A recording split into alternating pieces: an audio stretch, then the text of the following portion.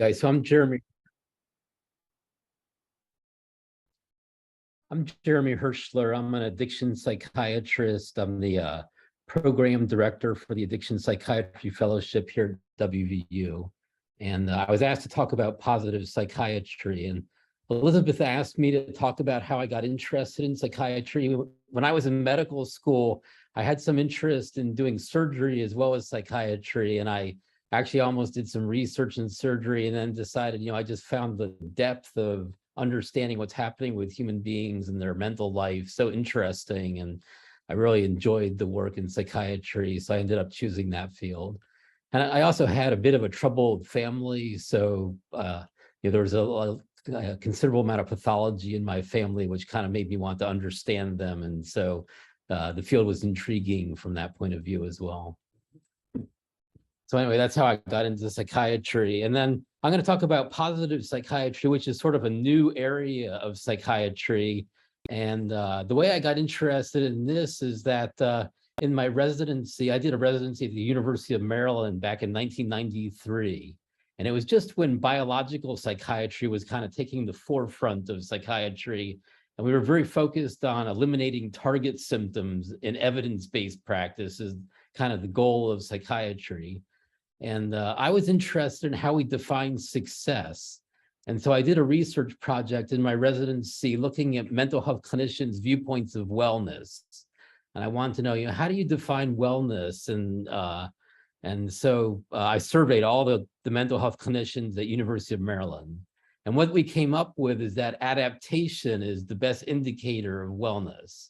And so I've been thinking about this, for 29 years, or 30 years since my residency. And positive psychiatry wasn't coined until 2012. So it was much later that this became kind of a widespread area of interest in the field. But I was already thinking about, is it just elimination of symptoms, or are we kind of interested in what well-being is about and hoping that we can help patients flourish and live a good life?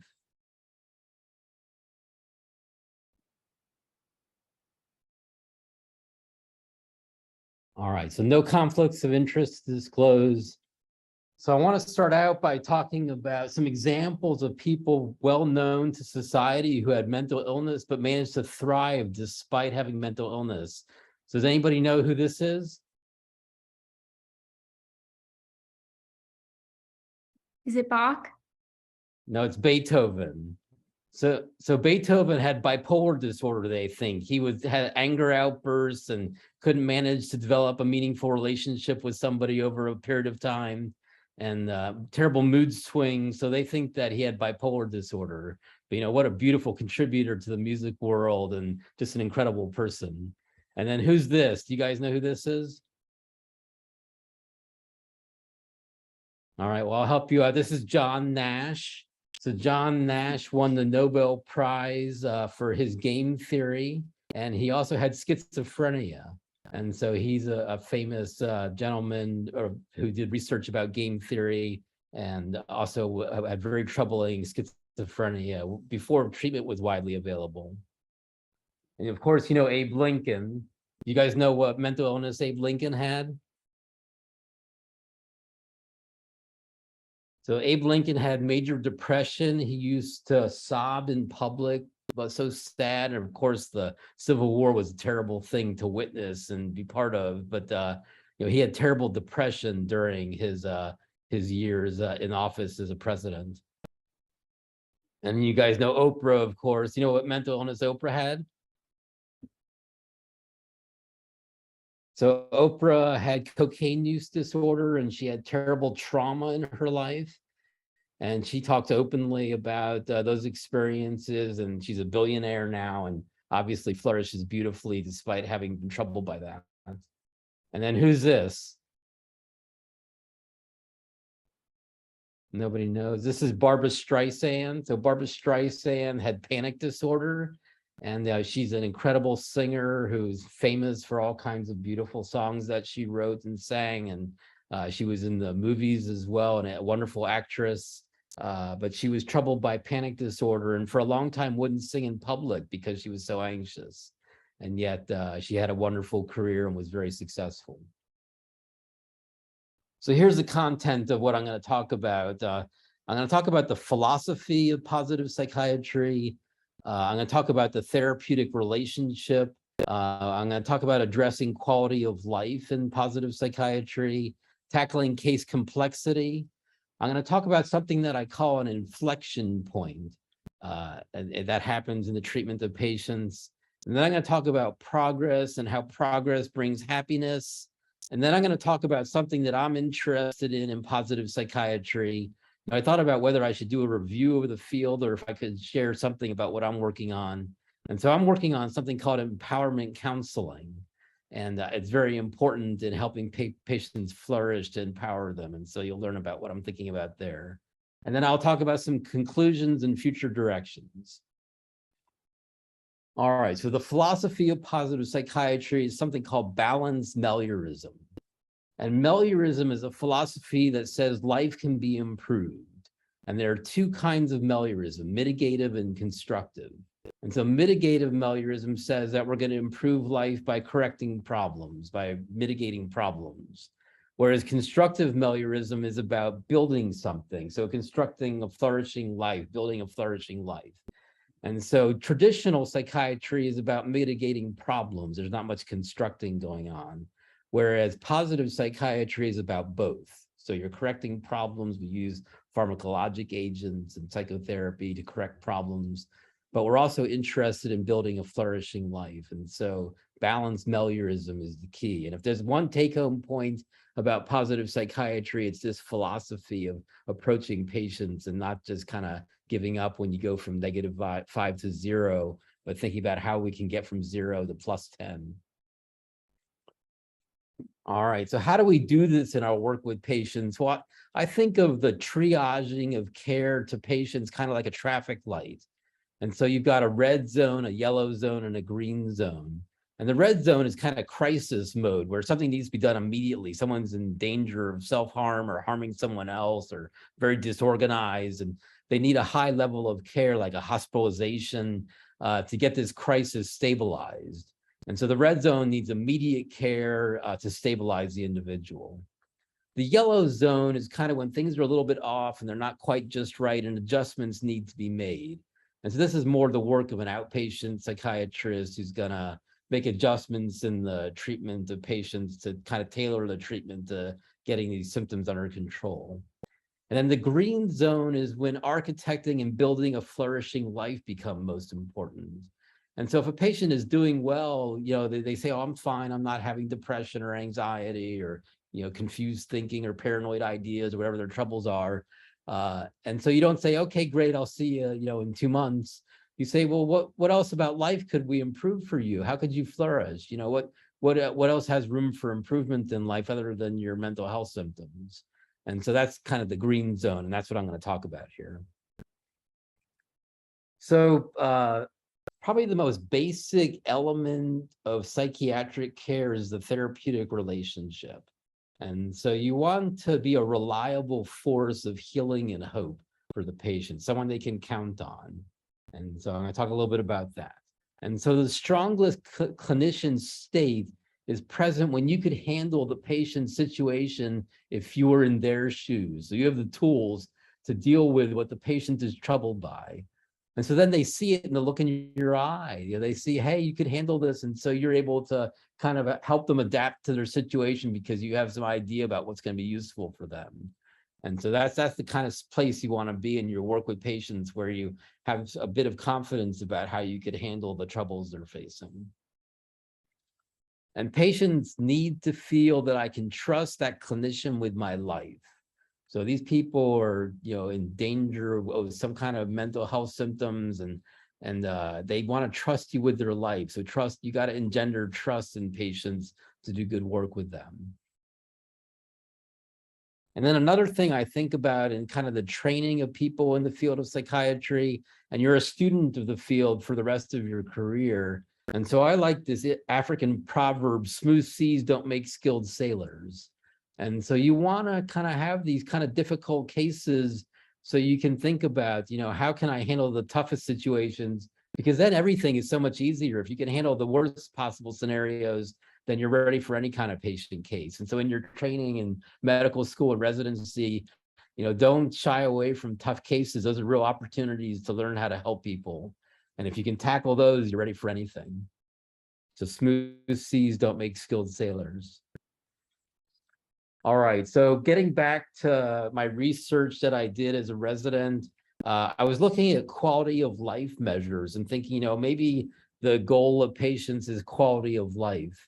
And so I found 10 domains in the quality of life measures that existed.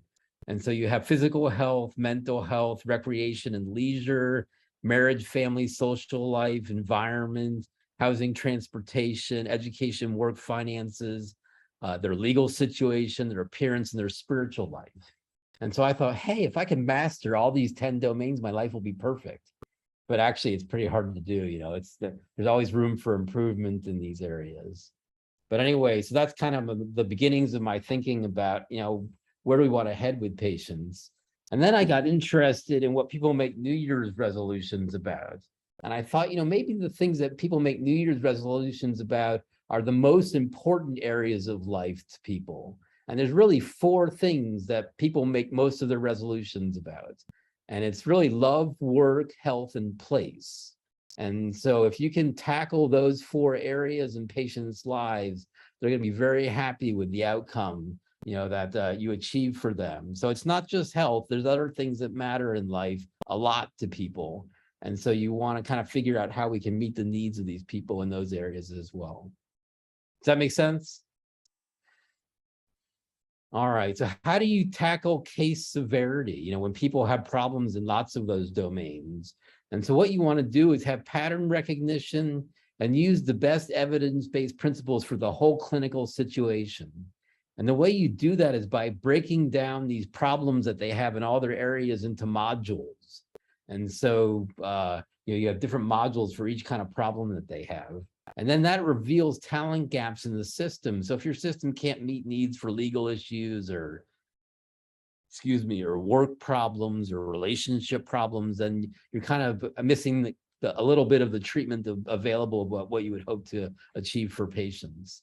And so you want to kind of have a taxonomy of program development that meets the needs of the patients, all the problems they face. And then you want to point them to the right people for the problems that they have if you don't have that in your own system itself. And then one thing that happens when you're affecting multiple modules is that complex system change kind of requires multiple modules being affected. So if you just affect a single module, that may fail to tip the system into balance and stability, and you can get relapse. And then changes with multiple modules can have a synergistic effect to tip it into a stable state. And unchanged parts of the system can undermine the attempt to change what you want to change. And changes in one module can spill over into others, creating greater stability. And sometimes you'll even have changes that are a good fit for the individual. And those are the ones that really kind of help to create stability in this new state that you're trying to create for the patient. And so if you look at this diagram, you can see the domains of change.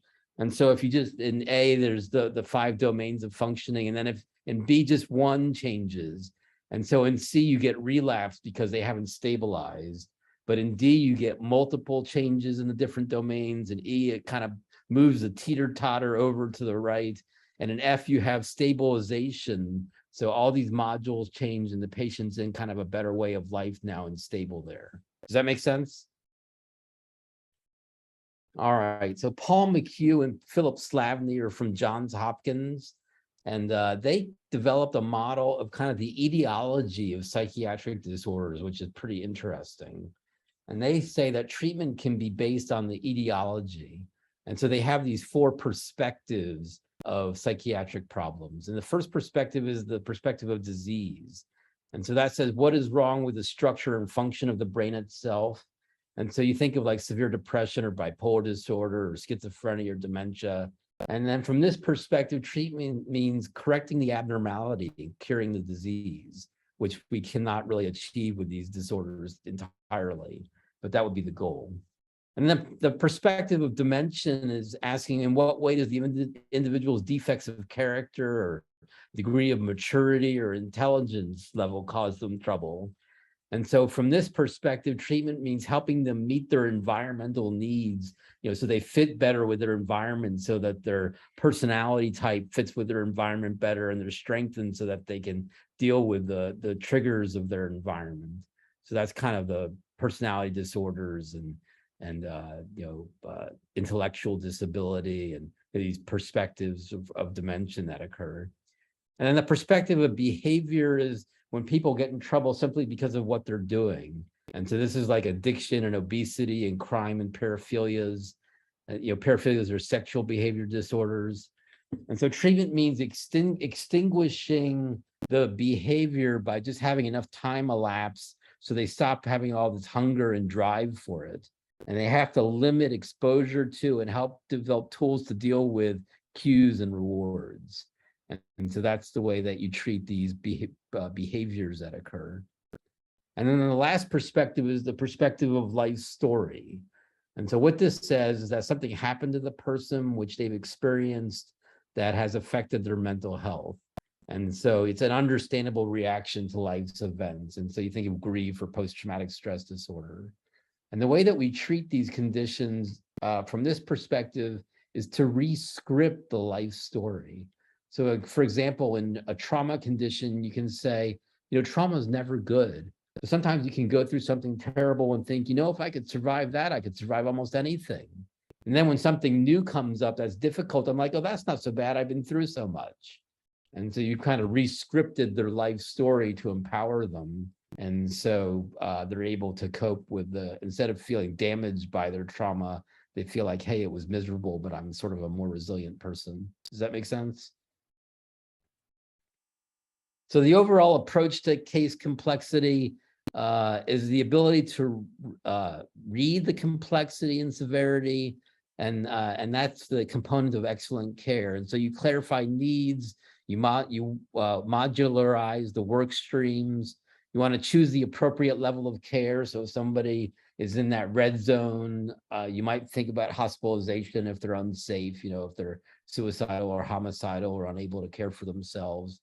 And then, somebody may need rehabilitation if they're failing the addiction treatment that they're getting. So you want to think about the levels of care that they need. And then if they're failing the current level of care, you should think about intensifying the treatment. So rather than just kind of giving up and saying this patient can't be helped, you can always refer them to a higher level of care to help stabilize them and get their treatment under control. So how does the brain work with all this change in mental functioning and positive psychiatry? So if you walk through a field of grass that's waist high, you knock down the grass, right?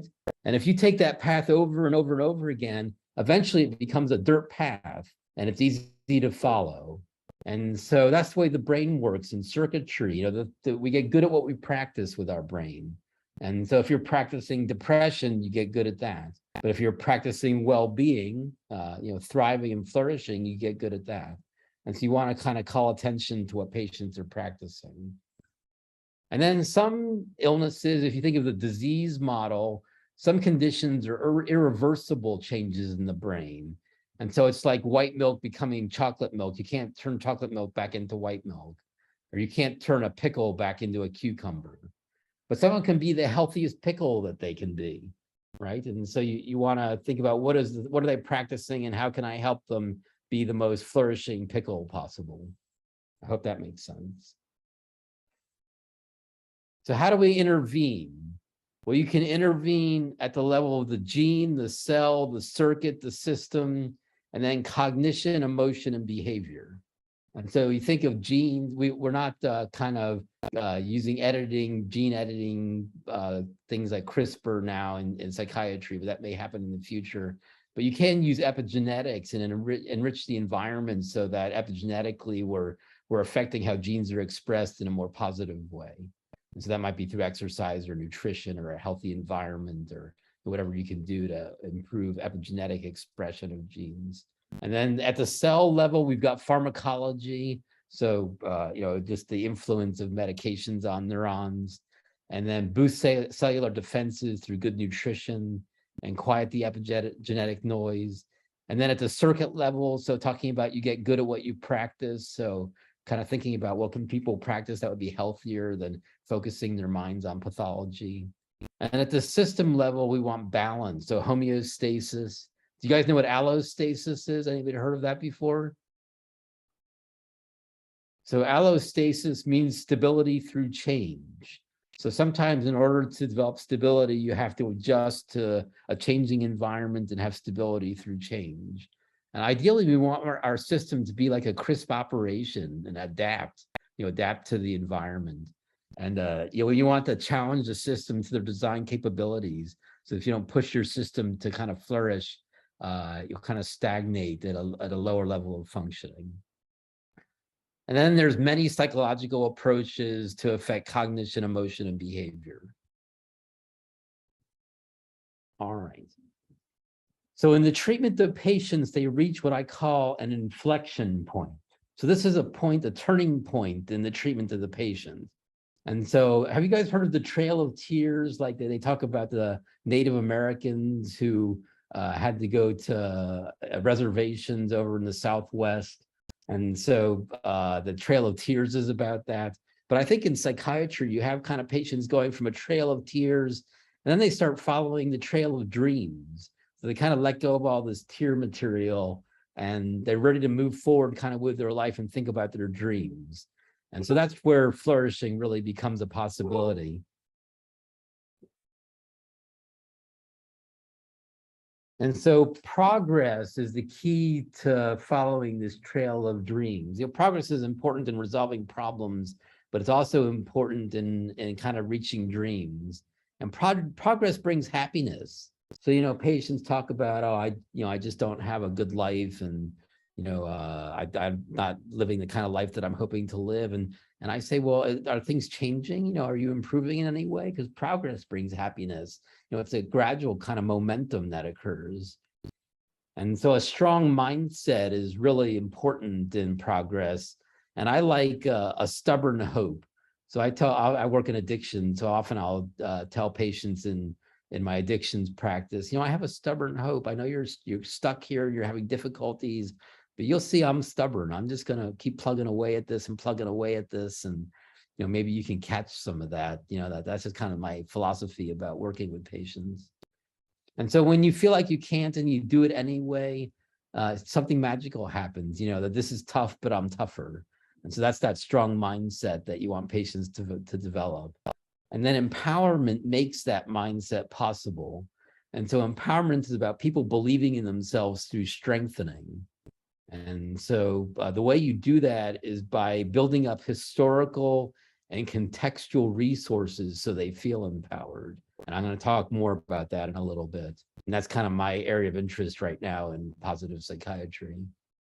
But empowerment spurs progress. So when people feel empowered, they have a sense of control, and they can really kind of pursuing their flourishing life, when they have more control of their lives. And then efficacy. Have you heard of self-efficacy? So Bandura talked about self-efficacy. Anybody heard of that? So self-efficacy means that you believe you can accomplish something. And so sometimes people are demoralized and they think there's no way I'm going to improve. And so track record is the best kind of way to get self-efficacy. If you do well on an exam and you think, hey, I can do well on another exam, you kind of believe in yourself, right? So that's one way. Track record is one way. But sometimes verbal persuasion can make people believe in themselves.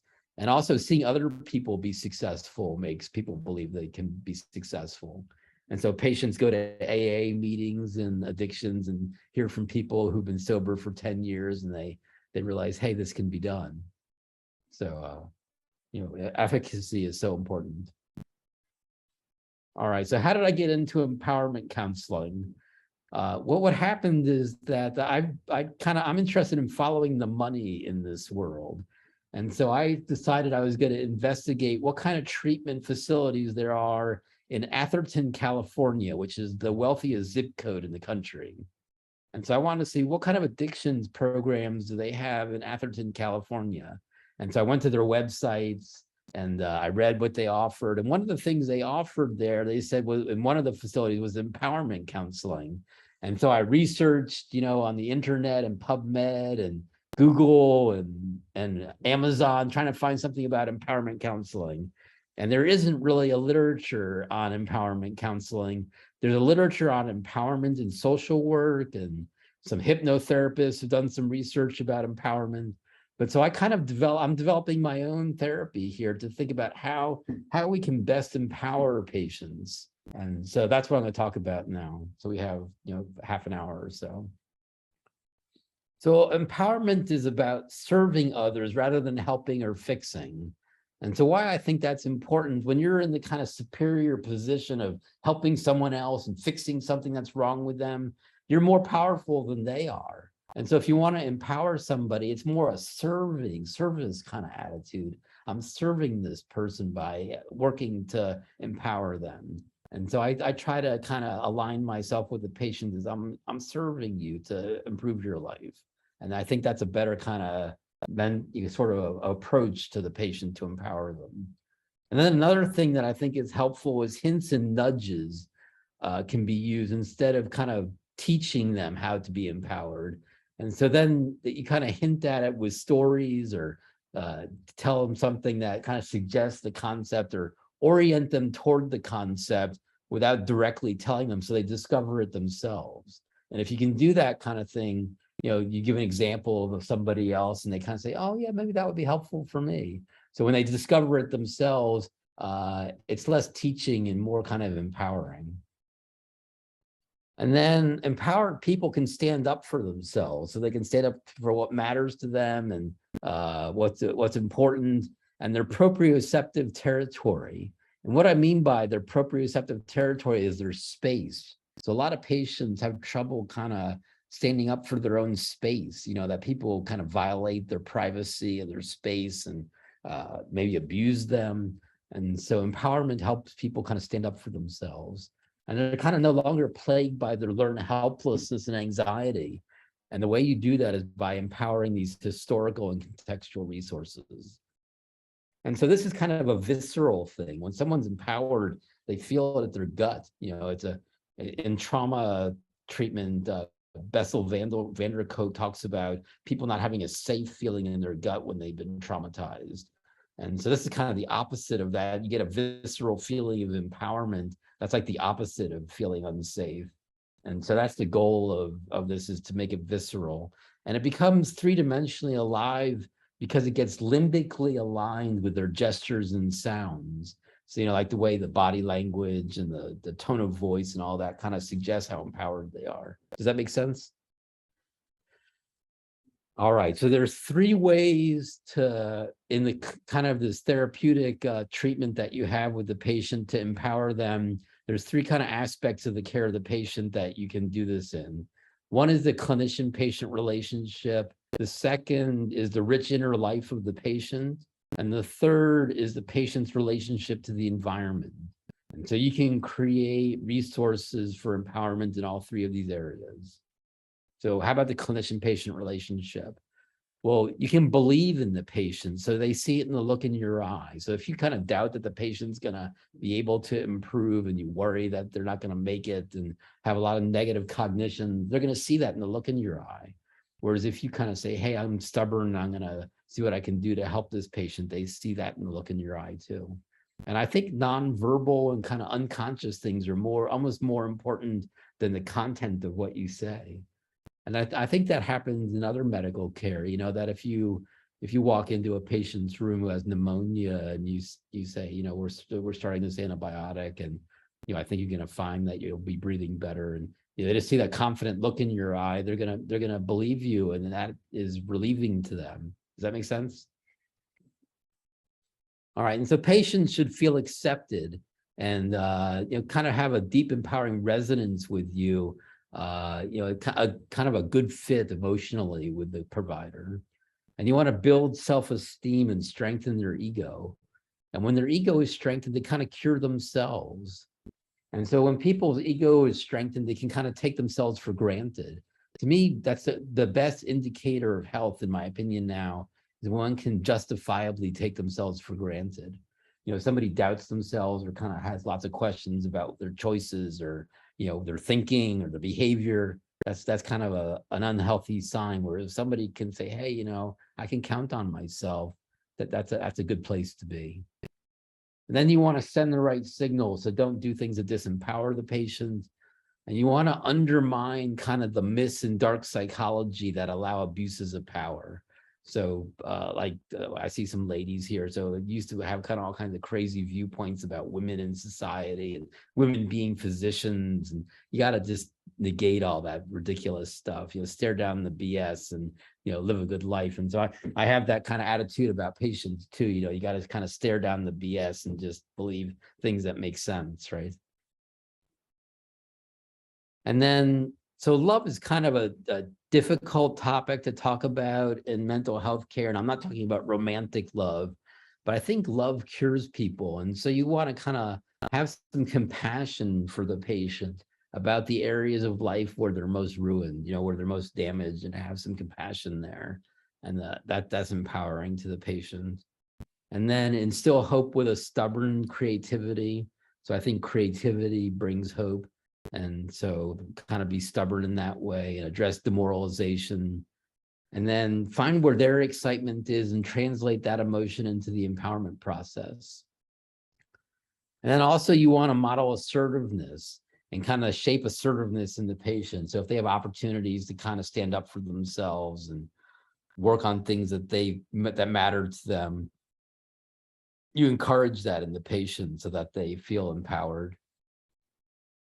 And then you want to share your power, so you can share your own ego with the patient. So when patients are timid and weak and limited, you can kind of, there's something about your body language and just the way you interact with the patient that you can kind of share your ego with them. And so it's kind of an unconscious process, but I think as you do more clinical work, you'll feel that can happen. That I kind of feel a bit confident about myself, and I can kind of share that emotion with the patient so they can borrow that from me. And then I think you will even want to inspire a dose of rebellion. So when people are strictly conformist and passive, that's not a very empowering way to be. And so I think encouraging a little bit of rebellion, kind of stand up for what you believe in and think independently, I think that can really help. And then help patients achieve goals. So small wins, Teresa Amibile and I forget the other gentleman's name, talk about small wins create a rich inner life for the patient. And so you want to kind of help them have small wins, just little accomplishments that drive success.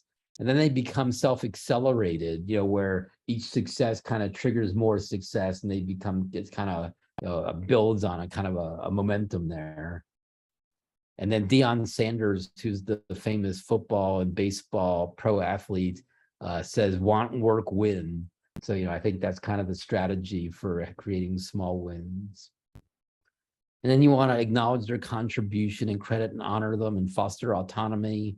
When patients execute things on their own instead of from your direction, and they do well, that's empowering to them.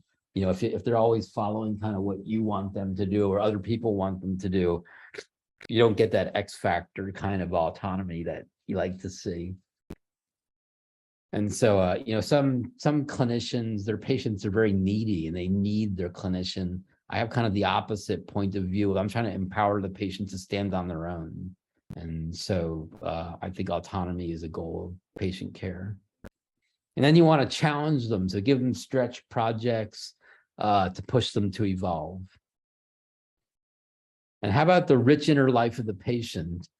So from the patient's perspective, we want to mobilize strengths, and so they can take control of their life and flourish and gain efficacy. So they're stubborn and creative and optimistic and healthier. And you want to overcome resistance with resolve. And so they have to kind of practice pushing to the limit. And when you do that, it gets easier and easier. It's like in medical school, they give you all this work to do. You think this is impossible, you start out, but you do it somehow. And so you just get more confident that you can achieve more and accomplish more and get more done and do well. And so, you have to overcome that resistance. And then you want to access dormant resources. So maybe there's something historical in the patient, even things like they learn to walk. what a challenging thing for a toddler. They struggle and persist and persist and persist, and they figure out how to walk. And so that's kind of a historical experience that makes the patients believe in themselves as a child. And so you can kind of recreate that kind of mentality. And then you want to encourage skill and talent development. And so it's kind of a priming effect. So when someone develops a talent, they're inspired to develop another talent, and it kind of facilitates more growth. And so you want to help the patients develop a talent in some area. And then you want to help them kind of transcend the weight of pain and suffering. And so one way to do that is through kind of a hypnosis and learning how to kind of dissociate away from suffering a little bit, or distract yourself, or deal with pain. And so part of the work that I do now is working in the pain clinic with psychiatric and addiction aspects of chronic pain. And so one of the things that I've worked in that area is helping patients kind of transcend the pain by learning skills that can help them dissociate away from it, or not focus so much on it, and kind of put that to the back of the burner so they can work on other aspects of life. And then the heaviness of trauma can be transcended with stress inoculation. So we were talking about kind of re-scripting the life story. So stress inoculation is about that. If you get injected with the flu vaccine, your body fights off the virus, and then when you're exposed to the flu, you're resilient to it. And so stress is the same way. When you go through something stressful, it's miserable and you hate it. But then the next time you're exposed to something stressful, you're like, oh, that's not so bad. I've been through all this other stressful stuff. And then one of the things that you can do is make luxuries of the wealthy become part of the patient. And so this whole idea of empowerment counseling kind of figures into this. But if patients can acquire some kind of aspect of luxurious love, work, health, and place, their set point changes and they become aligned with the acquisitions. And so like in love, if someone goes for a nice dinner or vacation with their partner, something nice like that, is kind of a luxury sort of thing to do. But it does empower you. You feel like, hey, I had this great experience, and it's empowering. And then you want to get rid of limiting beliefs. Excuse me. So you want to get out of your own way, get the patient out of their own way. And you gain that by challenging limiting schema and the negative indoctrination of society. And so patients can have all sort of distorted thinking that they've learned from their experiences that you have to challenge and kind of say, is this sensible, or is this interfering with your flourishing life? And then kind of shed polluting characteristics. So in AA, they talk about character change. And so that's important. And cultivating a strong identity and a strong mindset and a maturity of feeling. So a strong identity is so important. The way you view yourself, you become sort of who you are. You enact your identity. And so it's important to kind of develop the strongest viewpoint of yourself that you can. And then we talked about a strong mindset. And I think just having some maturity about you can be helpful in flourishing. And then you can learn about self-empowerment through posture and body language. So there's a sports psychiatrist from Baltimore who I worked with, Dave McDuff, who says that a slight smile is a real indicator of confidence. And so you can kind of try that on, if you try on a slight smile and see how that impacts you and what it wakes up in your memory about when you last kind of felt like you had a slight smile and the feelings associated with that. And so you can use your body language to empower yourself. So maybe the way you stand, or just your composure physically can have an impact. And then clothes can inspire and uplift and empower you. So you can think about, the way the attire that I have, how is that impacting, the way I feel about myself. And then of course, training is important, and having a purpose. So meaningful projects and being involved in meaningful communities, and also making sense. So sense-making ability is super important. If it doesn't stand up to kind of reasonable thinking and logic, then they gotta discard that kind of irrational stuff that interferes with flourishing. And then the last area is the relationship of the patient to the environment. And so how much value do they offer their contacts and connections? And so, deepen their cooperation and what they bring to the world and the people that they interact with. And then elevating their language. So there's all kinds of ways to elevate language, their communication skills, nonverbal and direct and indirect communication, and multiple level communication, and using hints and nudges and metaphor and symbol, but even coining a new vocabulary. So this is kind of that irreversible transformation in a positive way. If you change your language, a person's not going to go back to the old language they used to use. Once they kind of learn a better way of communicating, it's like going from white milk to chocolate milk. You're not going to go back to white milk.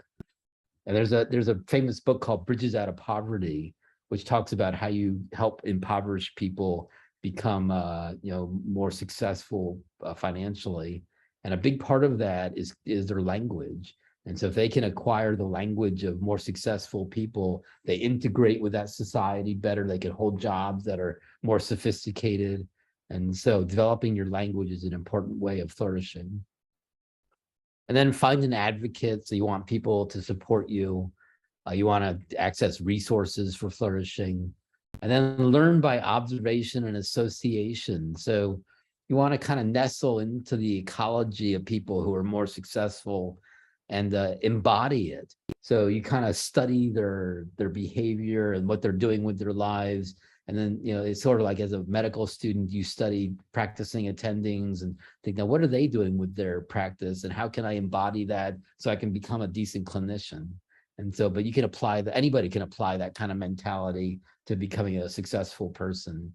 You kind of learn, you use what works, right? And learn from other people. And then you want to inspire enthusiasm.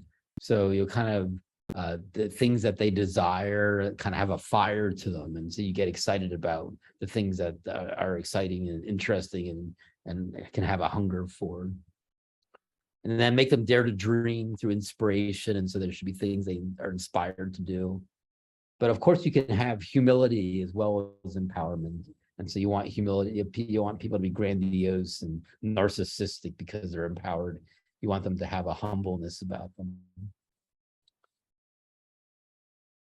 And then another thing that's important, ideally, you want the entire system to have their back. So if they feel kind of threatened by their system, they're not going to do as well. And so that makes you wonder, should the system be trust-based or fear-based? And so actually, I think it's both, that you want maybe a dark system that has your back. So it has some lack of sort of fear-based aspects to it so that it can protect you, but also you trust it and it supports you. Does that make sense? And then you want to find somebody confident to impress. So we're so influenced by the people in our lives. And if there's somebody who's kind of your muse and you want to inspire them, you want to impress them, that can be a big motivator. So there were people in my life who motivated me to be successful. And so I pushed to achieve because I wanted to impress somebody. And some of the greatest things that have been developed and discovered in this world were kind of motivated by wanting to impress someone. And then, so you can improve the quality of the people in your life or your work or the quality of your home, and even improve your zip code. So that's kind of natural empowerment. They talk about the social determinants of health. And so if you look at the inner city zip codes and what their life expectancy is and compare that to the suburbs of a big city, zip code has a big impact on kind of flourishing and health outcomes. And so you want to improve your zip code to empower you. And then how do you make your home strengthening for the individual? And so you want to have kind of a home that supports kind of creativity and flourishing.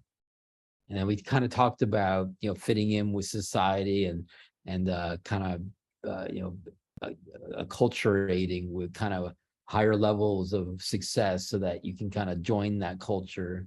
And then the most powerful thing, what do you guys think the most powerful thing is a person can do? How will you know if someone's really powerful? If they've been empowered to the degree that's the most powerful, you could probably see what I think. But can you think of anything else? So I think leaving a legacy is the most powerful thing a person can do. And so what that means is you're impacting things well into the future. And so I've been thinking and thinking and thinking about that. And I think maybe the best way to leave a legacy is to coin a new vocabulary. You know, if you do something in your field to create new terms and a new understanding of the field, that's the biggest way to impact the future, right? And so I think, leaving a legacy is the most powerful thing a person can do. I'm open to argument, though, if you guys think of something else. All right, so what about precision healthcare? Have you guys learned about precision healthcare in your medical school training yet? All right, so precision healthcare is about outcome measures that are reliable, so you can target these measures and direct the treatment right at these measures. And so the weird thing about psychiatry, it's all subjective. We don't have objective measures, no lab tests that you can do.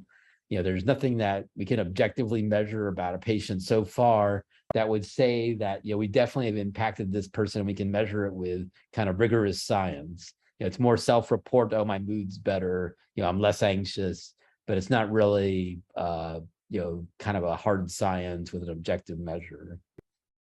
And so what I think is maybe facial recognition software might be the answer to this. And so in sports scouting, they talk about someone having a good face. Have you guys ever seen the movie Moneyball about baseball? You ever see that movie?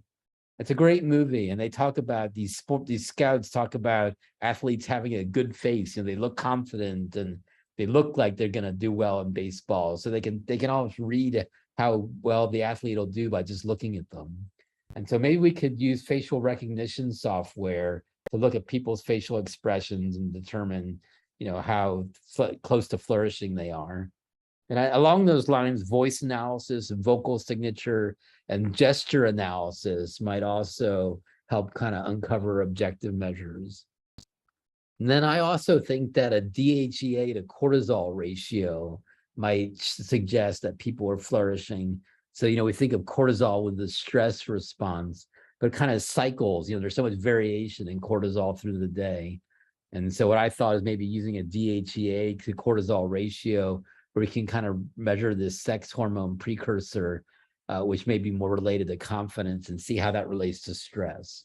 Just a theory. That's kind of where I'm at with looking for objective measures in precision healthcare. And so empowerment doesn't just have a psychological effect, it has a physiological effect. That there's biology to this, right? If someone's empowered, there's something going on neurobiologically. That makes sense, of course, right? All right, so how does all this focus on flourishing help people with psychopathology and suffering? And so the science to this is something called competitive neuroplasticity. And what we say with what neuroplasticity is, right? The brain gets good at what it practices. Remember that? So competitive neuroplasticity says the brain only has so much cortical real estate.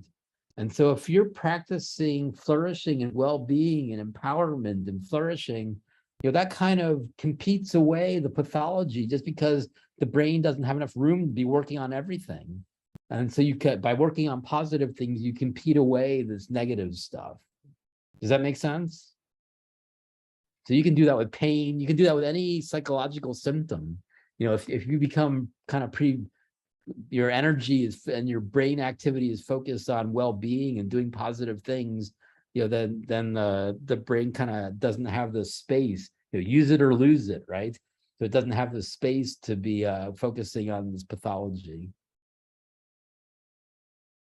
So may this age's intellectual and cultural path be looked back as the golden age of the science of flourishing as we optimize the world health trajectory.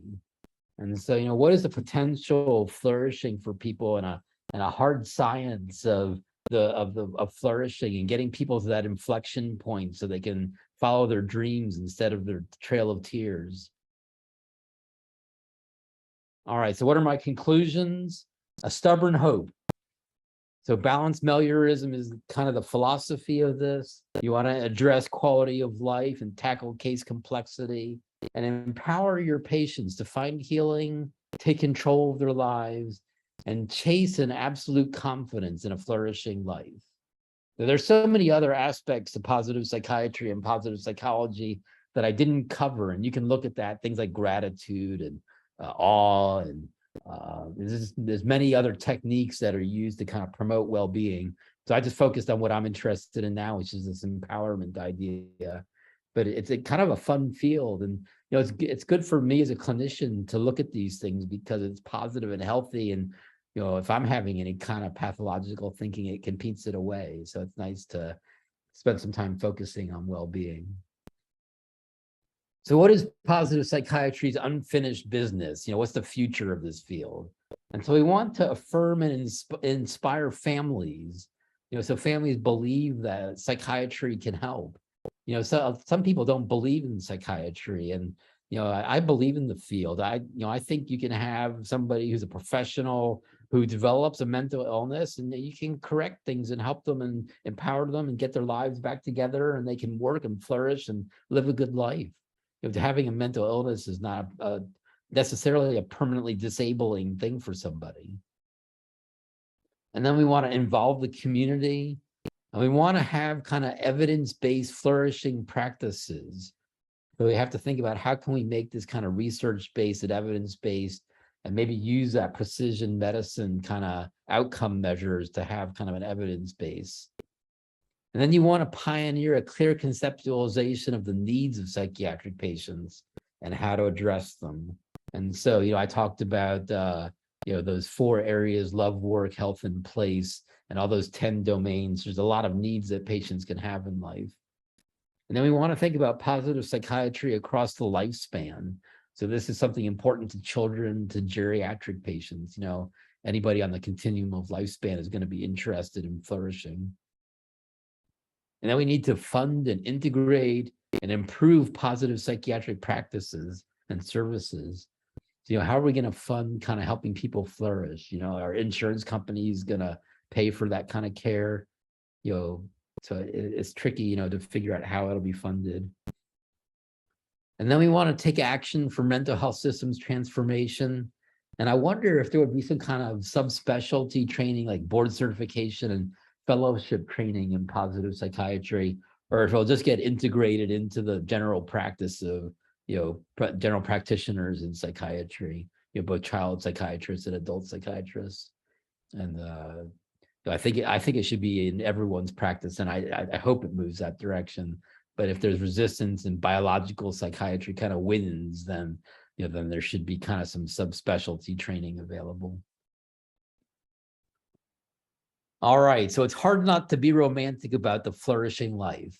That's kind of my view. I feel kind of charmed by this whole area of psychiatry. It's exciting to me, and it's very rewarding to help people flourish. I have all kinds of patients who are living their dreams. I've worked with them for years, and they're so much better, going from kind of hospitalization kind of places in life and stabilizing and helping them kind of really move to a flourishing life. It's exciting. It's very fulfilling kind of work. And the field is rewarding. People get better. There are some people who really struggle and it's difficult and they don't do as well, but many patients can really live a good life.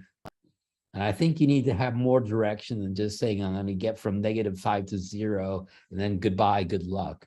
I think we want to kind of be useful and say to patients, you have this illness, it's part of you. We got to kind of maintain protection and treatment pharmacologically, but let's think about how we can really help you flourish. All right, so there's my references. What do you guys think? We have 3 minutes. Or as long as you want. I'm not pressed for time. Yeah, I think this is super interesting. And I think that it's something that a lot of the principles could apply to, even if people choose other specialties. I could see a lot of this being really useful, in primary care or other settings as well. Yeah, so one of the things that happens with chronic illnesses is people don't take care of themselves well. Mm-hmm. I remember I had a diabetic patient who was having terrible trouble kind of maintaining his blood sugar. They were thinking about putting in an insulin pump. And I was talking with him and I said, it must be so annoying to have to do these finger sticks and measure your blood sugar. Do you ever kind of skip it? And he says, well, yeah, sometimes I don't do it and I just write down a number. So he keeps a log and just makes up the number of his blood sugar. And then his practitioner reads all these false, made up numbers of his blood sugars, and they're going to give him an insulin pump based on that. Yeah. So, especially what you said, like a stubborn hope. I feel like that principle really applies to a situation like that. Absolutely. So when I work with patients, and even at the end of life, patients kind of maybe are feeling like that their life has come to an end, or have a terminal illness, I still think you can say, we don't know what happens after someone dies, and you can have kind of meaningful experiences even in the end of your life. You're still living, right? And at all times of life, we can kind of have a stubborn hope to help create the best life possible. And I think a lot of it too, we can apply to ourselves, which is always useful. Yeah, so we're all human beings. Right. And so flourishing is a part of everybody's life, right? As you're talking, I'm thinking about where I stand in these different areas. Yeah, and that's me too. So everybody has room for improvement. I have to say, selfishly, maybe my own kind of needs drove this interest. Why was I so interested in what well-being is? I was doing all this work about eliminating symptoms, and I thought, hey, these patients want more than that. They don't just want to not suffer; they want to flourish. They want more. And so, should we just quit when they're no longer having depressive symptoms, or should we kind of look at how they can really live a good life? I wanted to ask. Oh, sorry. Sorry. I wanted to just ask, would you be comfortable sharing your slides with our membership? Sure. You're welcome to have my slides. Yeah. Thank you. Elizabeth, would I send those to you? Yeah, sure. I can send them out. Okay. Does anyone else have any other comments or questions?